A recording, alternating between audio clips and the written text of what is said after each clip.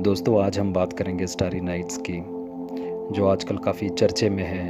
हालांकि जब ये बनी हुई थी तब इतने चर्चे में नहीं थी। इनफैक्ट इनके जो आर्टिस्ट है विंसेंट वैन गॉग, इनफैक्ट अगर इनके पास्ट में अगर आप जाके देखें जब समय में वो बना रहे थे आर्ट, तो बाकी आर्टिस्ट एक तरफ बना रहे थे चीज़ें जो एक्चुअली में चीज़ें जो हो रही है उनको इलस्ट्रेट करते थे, यानी कि उनको पूरा। लेकिन फ़िलहाल के लिए आप समझ लीजिए कि ये विंसेंट वैन गॉग है।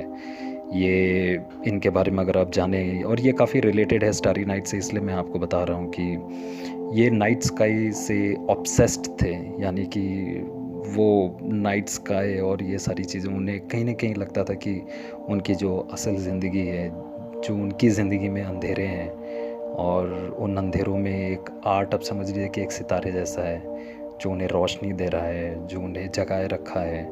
वरना वो मेंटली इतने अनस्टेबल थे कि आप समझ लीजिए कि जब वो उनके डेथ के पहले वाले, जब वो प्रिजन में थे, असाइलम जिसे कहते हैं, मेंटल असाइलम, वहाँ पे उन्होंने अपनी कान काट दी थी।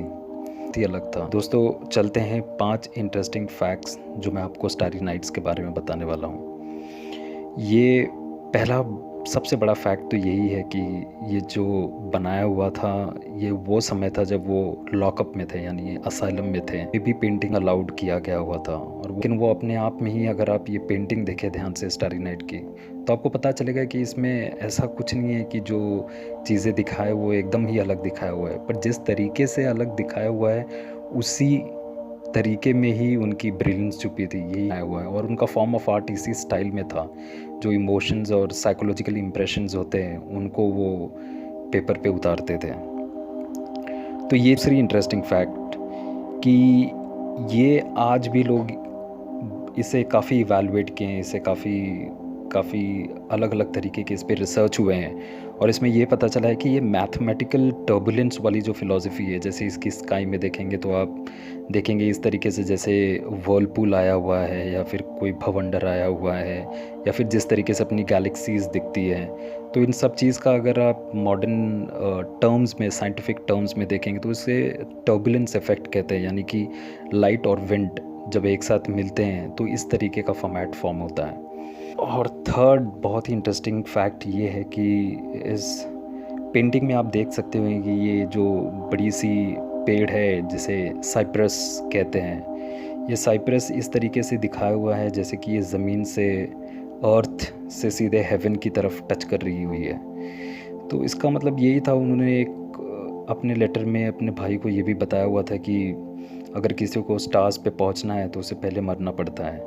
तो कहीं ना कहीं वो एक हिंट दिए जा रहे थे कि वो अपने ज़िंदगी के अंत तक पहुंच। पेंटिंग जैसे ही ख़त्म हुई थी उसके थोड़े ही दिन बाद उन्होंने खुद को गोली मार के सुसाइड कर ली हुई थी। बात यह है कि ये बिल्कुल भी पॉपुलर नहीं थी।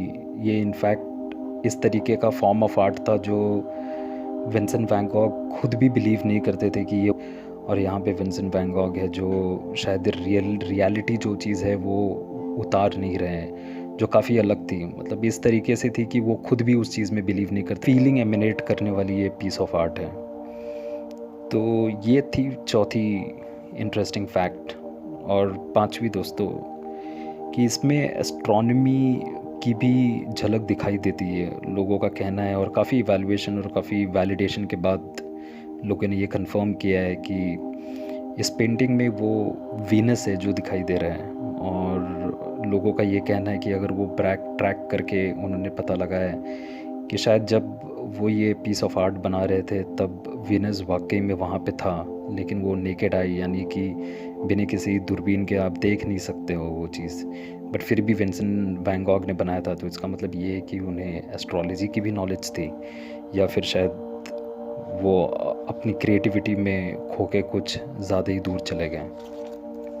तो दोस्तों ये थी 5 इंटरेस्टिंग फैक्ट्स। होप आपको पसंद आई हो। अगर पसंद आई हो तो लाइक करें, सब्सक्राइब करें और बहुत सारे दोस्तों के साथ शेयर करें।